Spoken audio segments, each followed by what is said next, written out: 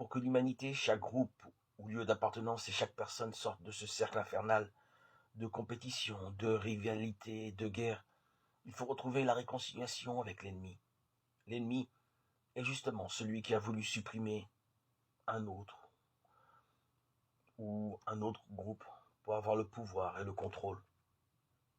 Il est celui qu'on veut à son tour supprimer pour avoir la liberté. Il y a certes des antagonismes et les préjugés entre personnes et peuples, mais souvent ceux-ci ont été fortifiés par une propagande malsaine et mensongère provoquée par ceux au pouvoir qui veulent étendre leur royaume. C'est facile de semer la peur et la haine dans le cœur d'un peuple quand le pouvoir contrôle les médias. Au Liban, musulmans et chrétiens vivaient côte à côte dans maintes villes et maintes villages du pays. De même, les différentes ethnies au Rwanda, en Bosnie, en Irlande du Nord, puis pour des raisons politiques et militaires, ont créé la suspicion et la peur qui engendrent la haine. Les soldats se battent par loyauté à leur groupe et souvent parce qu'ils ne peuvent faire autrement. Mais dans le cœur du peuple, il n'y a pas de haine, au moins au début des conflits.